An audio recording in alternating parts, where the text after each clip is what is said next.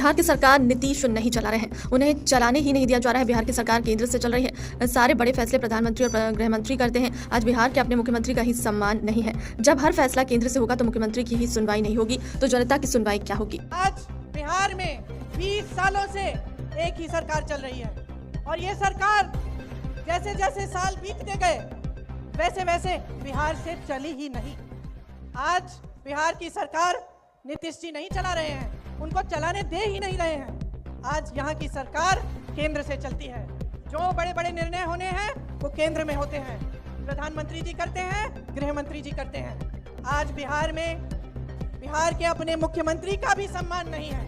आप सब सम्मान देते हो लेकिन केंद्र सम्मान नहीं देता। और जब हर चीज केंद्र से चलेगी तो आपकी सुनवाई कहाँ होगी? जब आपकी सीएम की सुनवाई नहीं हो रही है तब आपकी सुनवाई कहाँ हो रही है? जब लालू राज था तब भय था, आज भरोसा है। तब क्राइम राज था, जब बिहार प्राइम स्टेट है। तब जंगल राज था, आज सुशासन है। पहले बिजली के खंभे या थे लेकिन तारों में करंट नहीं, आज बिजली के साथ विकास का उजाला है। केंद्रीय मंत्री चौहान शिवराज। जब लालू राज था तब भय था, आज भय नहीं भरोसा है जनता। तब क्राइम राज था, आज बिहार प्राइम स्टेट है। तब जंगल राज था, आज सुशासन है। पहले बिजली के खंभे थे लेकिन तार नहीं होते थे, पक्षी बैठा करते थे उनमें क्योंकि बिजली होती नहीं थी। आज बिजली के साथ विकास का उजाला है। मैं काम गिनाऊंगा तो घंटों हो जाएगी। इसलिए लोगों का विश्वास है। उस राज को भूले नहीं है। इसी पटना शहर के एक बेटी को कैसे अपहरित करके और रेप किया गया था और बाद में लाश मिली थी। कैसे डॉक्टरों का अपहरण हो जाता था, कैसे बेटी की शादी पे शोरूम से गाड़ियां निकाल ली जाती थी, सब पता है लोगों को। इसलिए आरजेडी का मतलब लोग मानते हैं रंगबाजी, रिश्वत, जंगल राज और डकैती, और वो जंगल राज फिर नहीं लाएंगे। डोल एसपी रामजी श्रीवास्तव की उपस्थिति में 260 गुम मोबाइल फोन को ट्रेस कर उनके वास्तविक मालिकों को सुपुर्द किया गया। इस अवसर पर पुलिस अधीक्षक ने उपस्थित लोगों को सड़क सुरक्षा की शपथ भी दिलाई है। बिहार में 6 अक्टूबर को आचार संहिता लगी है। 20 साल से बिहार पर शासन कर रही है एनडीए सरकार ने चुनावी लाभ के लिए आचार संहिता के 10 दिन पर 26 सितंबर को महिलाओं के खाते में एक नई योजना बनाकर 10,000 रुपए प्रति लाभार्थी रुपए ट्रांसफर करना शुरू किया है। आश्चर्य की बात यह है कि आचार संहिता लागू होने के बाद भी 17 अक्टूबर, 24 अक्टूबर और 31 अक्टूबर को इस योजना की किस्त लाभार्थियों के खाते में डाली गई है। अब 7 नवंबर को अगली किस्त डाली जा रही है। यह आचार संहिता की धज्जा उड़ाने जैसा है। ऐसा होगा तो सभी दलों को लेवल प्लेइंग फील्ड जैसे कैसे मिल पाएगी? राजस्थान में चुनाव के दौरान चुनाव आयोग ने कांग्रेस सरकार की अन्नपूर्णा राशन योजना, इंदिरा गांधी स्मार्टफोन योजना, सामाजिक सुरक्षा पेंशन योजनाओं को रोक दिया था, जबकि ये सब पहले से चल रही थी। अब यह स्पष्ट हो गया है कि कांग्रेस जो आरोप लंबे वक्त से लगा रहे हैं वो सही है। चुनाव आयोग पूरी तरह मौन है और यह एनडीए के हित में अनैतिक और गैर कानूनी तौर पर काम कर रहा है। इलेक्शन कमीशन जो है, जब चुनाव डिक्लेयर होते हैं, कोड ऑफ कंडक्ट लागू हो जाता है, उसके बाद में कोई आप जो है स्कीम को आगे नहीं बढ़ा सकते, रोकना पड़ता है। चल रही है तब भी आप आश्चर्य करोगे। आप तो बिहार के लोगों जो पॉलिटिकल, मैं समझता हूँ पूरे देश के अंदर एक अलग पहचान रखते हैं। क्या ये संभव है कि जो कैश बट रहा है 10,000 रुपये महिलाओं को, अभी किस्त जा रही है और 6 तारीख को आपका वोटिंग है, उस दिन भी किस्त जारी होगी महिलाओं को। पूरा देश देख रहा है, पूरा प्रदेश देख रहा है। समझ के परे है कि इतना साथ दे किया इलेक्शन कमीशन का, तभी नहीं रोक रहा है। भोपाल 31 करोड़ से हुजूर विधानसभा के खजूरी जंक्शन पर बनेगा विकास 6 लेन फ्लाईओवर। विधानसभा अध्यक्ष नरेंद्र सिंह तोमर और विधायक रामेश्वर शर्मा ने किया भूमि पूजन। अभी हम लोगों ने लगातार भूमि पूजन का श्रृंखला शुरू की है। आज हमने भौरी खजूरी जो बाईपास है, इस बाईपास पर ये भूमि पूजन हमारे विधानसभा के अध्यक्ष आदरणीय नरेंद्र सिंह जी के मुखातिब में हमने संपन्न किया। एक भूमि पूजन फ्लाईओवर का हमने सूखी सिवनिया पर संपन्न किया। एक भूमि पूजन कोलार में 4 लाइन का हमारे पीडब्ल्यूडी मंत्री राकेश सिंह जी की मुखातिब में वहां संपन्न किया। अब हम हाल ही में बहुत जल्दी ही मध्य प्रदेश के मुख्यमंत्री जी के साथ एक और बड़ा और भव्य स्टेडियम के उद्घाटन की तैयारी कर रहे हैं। इसके बाद हम जो है एक नया जो दक्षिण पश्चिम बाईपास है, जिसको आगे चलकर भोपाल के रिंग रोड के रूप में जाना जाएगा, उसकी भी हमारी व्यापक तैयारी है। हुजूर विधानसभा के प्रत्येक गांव में पीने का पानी पहुंचाने की ये भी हमारी जनवरी से तैयारी शुरू है।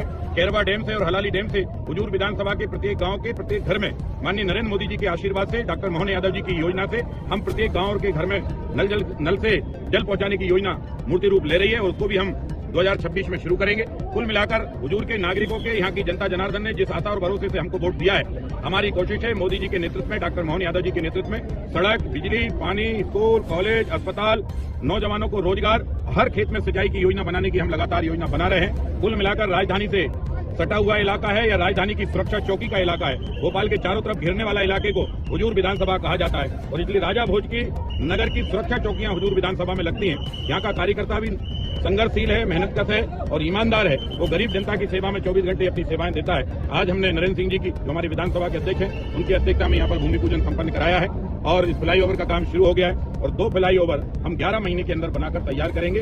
एक्सीडेंटों से मुक्ति होगी और भोपाल के नागरिकों को महाकाल के दर्शन उज्जैन, ओमकारेश्वर के दर्शन करने या अहिल्याबाई के नगर इंदौर या देवास या बॉम्बे या अन्य रोडों पर जाने के लिए सुगमता से बैरागढ़ का संत हृदयराम नगर का फ्लाईओवर, उसके बाद ये फ्लाईओवर, चिंता मत करिए, जो जरूरत होगी सब करेंगे। यहाँ के नागरिकों की सुविधा देना हमारा काम है। भोपाल भाजपा प्रदेश अध्यक्ष हेमंत खंडेवाल ने कहा 7 नवंबर को वंदे मातरम गीत की 150वीं जयंती पर मध्य प्रदेश के 10 स्थानों पर होंगे बड़े आयोजन। भोपाल के शौर्य स्मारक में मुख्यमंत्री होंगे शामिल। राहुल गांधी पर निशाना साधते हुए कहा, लोकतंत्र में विश्वास हो तो चुनाव आयोग की मुहिम का स्वागत करेंगे। बंकिम चंद्र चट्टोपाध्याय द्वारा रचित वंदे मातरम, जिसने करोड़ों भारतीयों को भारत माता की सेवा के लिए प्रेरित किया, उसके 150 वर्ष हो रहे हैं।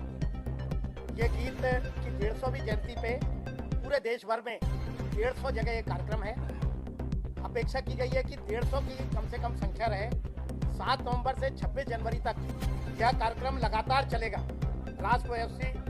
राष्ट्रव्यापी उत्सव भी होंगे। हर जिले में, हर शैक्षणिक संस्थान में कार्यक्रम होंगे। शासकीय स्तर पे भी ये कार्यक्रम सभी दूर किए जाएंगे। भारतीय जनता पार्टी भी सभी दूर लगातार 7 नवंबर से 26 नवंबर तक ये कार्यक्रम चले। मुख्य कार्यक्रम पहला 7 नवंबर को होगा। इसमें हमने प्रदेश में, केंद्र ने अपेक्षा की है 10 स्थान पे, तो 10 स्थानों पे ये बड़ा कार्यक्रम होगा, जिसमें प्रदेश के मुख्यमंत्री मोहन यादव जी शौर्य स्मारक पे इस गीत का पूरा गायन के कार्यक्रम में भाग लेंगे। उप मुख्यमंत्री राजेंद्र शुक्ल जी रीवा में, राव उदय प्रताप जी नर्मदापुरम में, एंदल सिंह कंसाना जी मुरैना में, प्रद्युम्न सिंह जी ग्वालियर में, गोविंद सिंह राजपूत सागर में, दिलीप जायसवाल जी शहडोल में, राकेश सिंह जी जबलपुर में और कैलाश विजयवर्गीय इंदौर में और गौतम टेटवाल जी उज्जैन में। ऐसे 10 स्थानों पे कार्यक्रम में रहेंगे। इसके अलावा पार्टी के सभी प्रदेश कार्यालयों में और बाकी सभी जगह कार्यक्रम उन्हीं 10 स्थानों पे हमारी पार्टी और समाज के लोगों को लेके भी हमने तय किए हैं। 10 स्थान तो शासकीय स्तर पे तय हुए हैं। 10 स्थान भोपाल में भाजपा कार्यालय परिसर में कार्यक्रम होगा। नर्मदापुरम में मां नर्मदा तट सैतानी घाट पे होगा। मुरैना में शहीद राम प्रसाद बिस्मिल की स्मारक पे होगा। ग्वालियर में रानी लक्ष्मीबाई बलिदान स्थल पे होगा। सागर में रानी लक्ष्मीबाई स्मारक स्थल पे, रीवा में शहीद स्मारक पे किया जाएगा। शहडोल में भी शहीद स्मारक पे, जबलपुर में शहीद रघुनाथ शाह और शंकर शाह के बलिदान स्थल पे, इंदौर में देवी अहिल्याबाई स्मारक स्थल पे, उज्जैन में महाकाल लोक पर्व भी ये कार्यक्रम होगा, जिसमें हमारे सांसद, विधायक और जो मंत्री जा रहे हैं वे भाग लेंगे।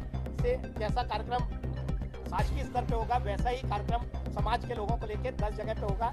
उसके बाद ये कार्यक्रम लगातार 26 नवंबर तक सारी स्कूलों में, कॉलेजों में, समाज के विभिन्न स्थानों पे सभी दूर इस वंदे मातरम गीत का पूर्ण गायन करने का कार्यक्रम किया जाएगा। प्रबंध प्रतियोगिताएं, निबंध प्रतियोगिताएं और इस पे बाकी भी तरह की प्रतियोगिताएं रख के समाज को उस समय की परिस्थितियों से अवगत करा के कि इस गीत ने कैसे भारत की आज़ादी का अलग जगाया, कैसे भारत माता के लालों को एक किया, इन सब के लिए नई युवा पीढ़ी उस समय की परिस्थिति को जाने। और इसलिए व्यापक पैमाने पे ये कार्यक्रम हमारी पार्टी के निर्देश पे तय किया गया है। मध्य प्रदेश में 10 स्थानों पर संभाग स्तर पर शुरुआत होगी, फिर 26 तक धीरे धीरे नीचे तक सारे कार्यक्रम। इंदौर में इमरान हाशमी गौतम की फिल्म हक पर रोक की याचिका पर इंदौर हाईकोर्ट में सुनवाई सुरक्षित रखा फैसला। 7 नवंबर को रिलीज होने वाली है फिल्म।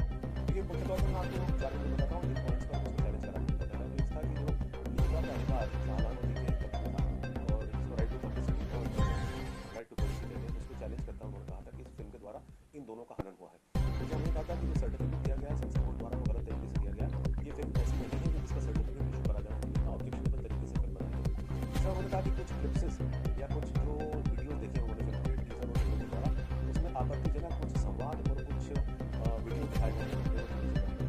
तो उन्होंने ये कहा था कि हमारी कंसेंट नहीं ली गई, खाबानों जी की लेडी की कंसेंट ली जानी चाहिए। तो मुख्य तौर पर हमारा जवाब ये था कि निजता का अधिकार का यहाँ पर प्रश्न है, राइट टू प्राइवेसी और पब्लिसिटी हम प्रश्न है, ये ट्रांसफरेबल या इनहेरिटेबल राइट नहीं है। अगर किसी महिला के या पुरुष के पक्ष में राइट है, क्योंकि होता है, तो ये उस पुरुष और महिला के साथ खत्म हो जाता है। दुर्भाग्य की बात ये देश में रही कि 1992 में इस लड़ाई में शाहबानों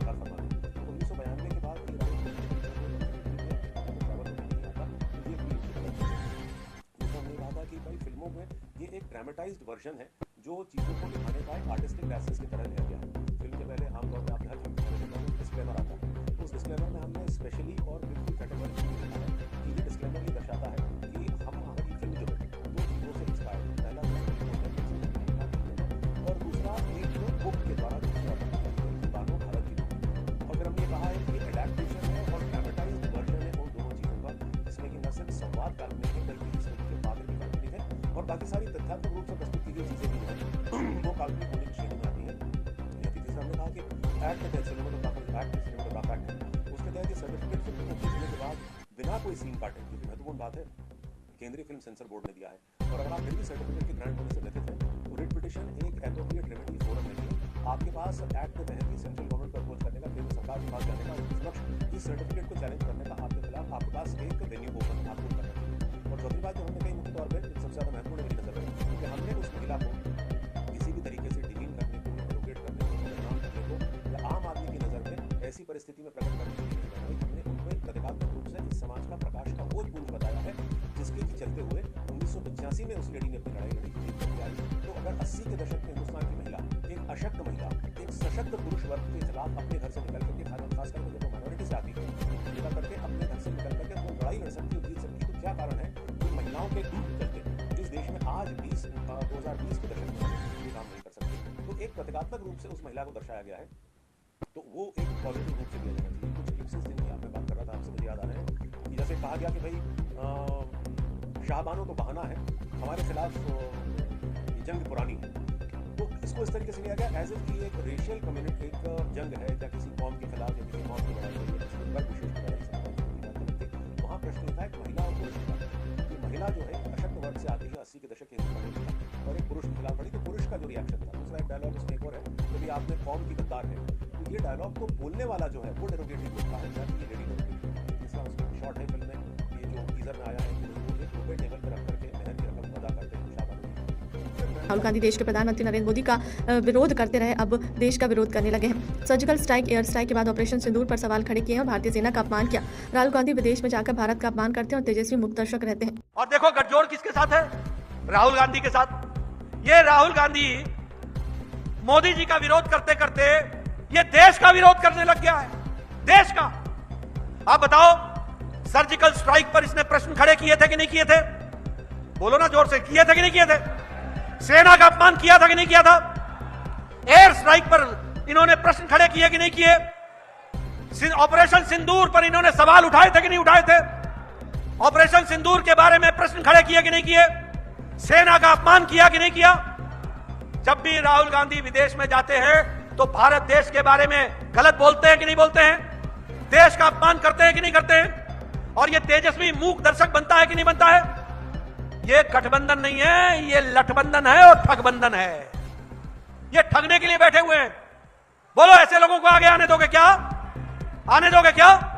मित्रों, इन सबको घर बैठाओ, इन सबको आराम की जरूरत है और काम के लिए राणा रणधीर सिंह जी को विधानसभा में भेजो, इसकी आप चिंता करो।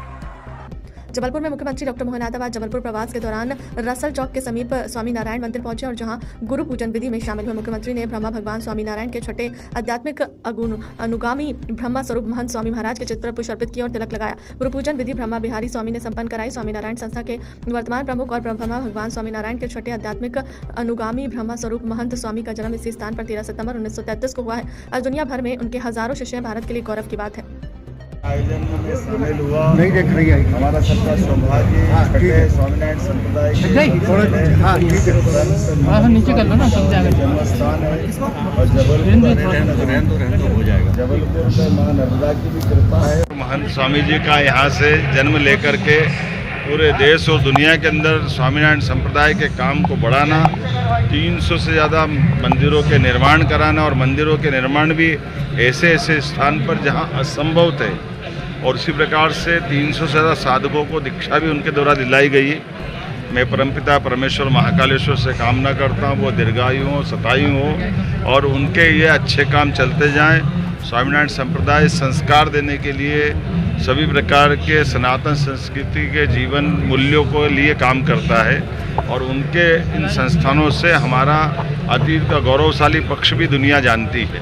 तो मेरी अपनी ओर से सबको नमन, बधाई। भोपाल में मध्य प्रदेश के पूर्व मुख्यमंत्री स्वर्गीय अर्जुन सिंह की जयंती पर विधानसभा में पुष्पांजलि सभा का आयोजन हुआ। विधानसभा अध्यक्ष नरेंद्र सिंह तोमर, मुख्यमंत्री डॉक्टर मोहन यादव ने प्रदेश के पूर्व मुख्यमंत्री स्वर्गीय अर्जुन सिंह की जयंती पर विधानसभा के सेंट्रल हॉल में उनके चित्र पर पुष्पांजलि अर्पित की। इस अवसर पर नेता प्रतिपक्ष उमंग सिंगार, पूर्व विधानसभा अध्यक्ष गिरीश गौतम, पूर्व प्रोटेम स्पीकर रामेश्वर शर्मा, स्वर्गीय अर्जुन सिंह बड़े सुपुत्र अभिजीत सिंह, सुपुत्र अजय सिंह, विधानसभा के प्रमुख सचिव अरविंद शर्मा मौजूद रहे। पूर्व मुख्यमंत्री स्वर्गीय अर्जुन सिंह को भोपाल में दी गई श्रद्धांजलि।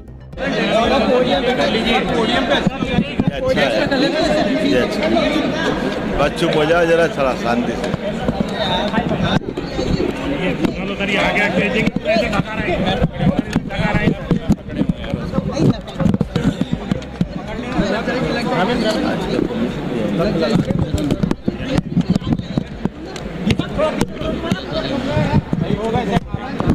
आप जरा चुप हो गए, बोले क्या? शुरू 50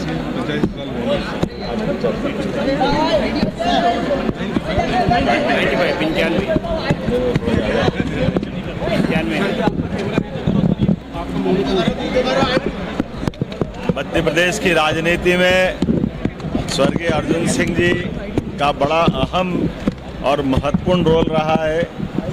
80 से 90 के दशक के बहुत प्रभावशाली व्यक्तित्वों में से एक, जो मध्य प्रदेश के 3 बार मुख्यमंत्री रहे, पंजाब के गवर्नर रहे, भारत सरकार के मंत्रालय में भी मानव संसाधन मंत्री के रूप में उनका बहुत अहम योगदान रहा। गरीब और पिछड़ा वर्ग के लिए सदैव उनके समर्थकों द्वारा और राज्य के द्वारा माना जाता है कि वो वंचित वर्ग की लड़ाई लड़ने में अग्रणी भूमिका निभाते रहे। मैं उज्जैन से आता हूँ, मुझे इस बात का भी स्मरण है, सांदीपनि वेद विद्या प्रतिष्ठान, जिसके माध्यम से भारत सरकार के द्वारा उज्जैन में इस संस्थान का खोला जाना और जिसके माध्यम से पूरे देश के अंदर वेद पाठी बच्चों को वेद पढ़ने के लिए प्रोत्साहित करना और वेद पढ़ाने और पढ़ने वाले विद्यार्थियों के लिए गुरुकुल, उसके सारे खर्च की व्यवस्था, और उससे आगे बढ़ कर के मानव संसाधन मंत्री या शिक्षा मंत्री कोई भी बनेगा, उसकी चेयर उज्जैन में स्थापित करके उनने एक तरह से ऑफिस की अपनी एक व्यवस्था उज्जैन के लिए स्थापित की थी। ये उनकी शिक्षा के प्रति अनुराग भी है, शिक्षा के क्षेत्र में उनने काफ़ी काम किया। मेरी अपनी ओर से उनकी 95वीं जयंती के अवसर पर पुण्य स्मरण और उनके काम को मध्य प्रदेश कभी नहीं भूलेगा। मध्य प्रदेश सरकार की ओर से हमारे माननीय अर्जुन सिंह जी के परिजन भी यहाँ मौजूद हैं, हमारे नेता प्रतिपक्ष पूर्व अजय भैया और पूरे परिवारजन भी हैं। हम सब ऐसी पुण्य आत्मा को स्मरण कर रहे हैं जो निश्चित रूप से बाबा महाकाल ने उनको अपने चरणों में स्थान दिया होगा। मैं ऐसी पुण्य आत्मा के प्रति पुनः विनम्र श्रद्धांजलि अर्पित करता हूँ।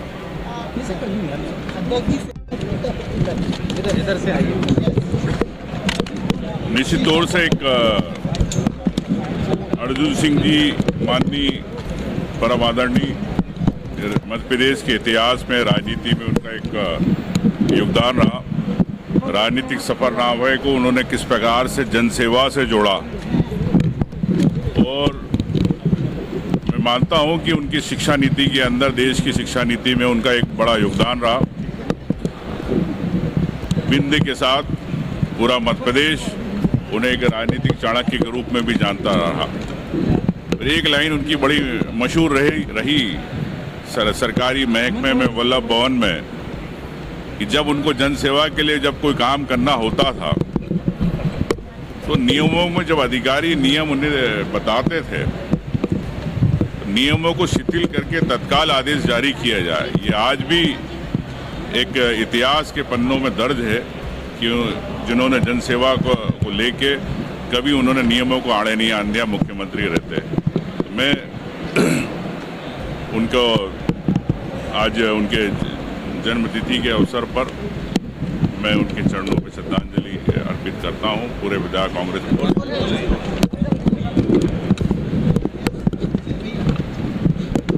राउत साहब की पुण्यतिथि पर विधानसभा परिसर में पहली बार श्रद्धांजलि सुमन अर्पित करते हैं कि मौका मिला है। मैं आदरणीय तोमर साहब का आभारी हूँ और मुख्यमंत्री का भी आभारी हूँ जो समय निकालकर यहाँ पर उनके 95 पुण्यतिथि के अवसर पर पूर्व मुख्यमंत्री स्वर्गीय अर्जुन सिंह की जयंती पर राजधानी भोपाल के प्रदेश कांग्रेस कार्यालय और व्यापम चौराहे पर कांग्रेस कार्यकर्ता द्वारा श्रद्धांजलि सभा का आयोजन किया गया। सभा में कांग्रेस प्रदेश प्रभारी हरीश चौधरी सहित अर्जुन सिंह के सुपुत्र पूर्व नेता प्रतिपक्ष अजय सिंह शहीद सैकड़ों कार्यकर्ताओं ने उनकी प्रतिमा पर पुष्पांजलि अर्पित किया है और अर्जुन सिंह द्वारा किए गए कार्यों को याद किया। इस अवसर पर कांग्रेस प्रदेश अध्यक्ष हरीश चौधरी ने कहा कि अर्जुन सिंह सर्वहारा वर्ग के नेता थे। उन्होंने शिक्षा के माध्यम से भारत में एक नई पीढ़ी गढ़ने का काम किया है। श्रद्धा सुमन अर्पित करने के लिए कांग्रेस के और उनके शुभचिंतक लोग यहाँ पर आए हुए हैं। मैं उन सब के लोगों को बहुत बहुत आभार व्यक्त करता हूँ। हमारे महामंत्री इंचार्ज हरीश चौधरी जी भी थे और बड़े भाई साहब आए हुए हैं बेंगलोर से, और उनकी जो सपने थे उसको साकार करने के लिए हर कांग्रेस का सिपाही तत्पर रहेगा, ये आशा के साथ। अपनी पीढ़ी में जवाहरलाल नेहरू जी के तरह उन्होंने एक विचारधारा को जिया। समग्रता, सामाजिक न्याय, संस्कृति और भविष्य के निर्माण के लिए उच्च शिक्षा के माध्यम से जो अर्जुन सिंह जी का योगदान, ये दुनिया में इकलौता उदाहरण है जो आतंकवाद को बिना सेना को माध्यम से समाप्त करना, वो पंजाब में अर्जुन सिंह जी की देन। यह फहरिस्त अर्जुन सिंह जी की विचारधारा और योगदान अगर पूरा दिन हम लोग लगा दें तो वो समाप्त नहीं हो सकता। आज हमारी पीढ़ी का आज दायित्व बनता है कि उस विचारधारा और उस पद को पर चलकर हम आगे बढ़े, जिससे समाज में सुख और समृद्धि और आपस के अंदर सामंजस्य का भाव। मैं आज उनको श्रद्धांजलि अर्पित करना चाहता हूँ और सिर्फ मध्य प्रदेश और भारत तक भी दुनिया के अंदर उनके विचारधारा और उनके कार्य के हम लोग हर कोने कोने पर पहुँचाई, यही मेरा आपके माध्यम से सभी से निवेदन। सर, एसआईआर की प्रक्रिया शुरू हो गई है। बीजेपी का आरोप है कि कांग्रेस के पास पीएलए नहीं है। आज इस समय शायद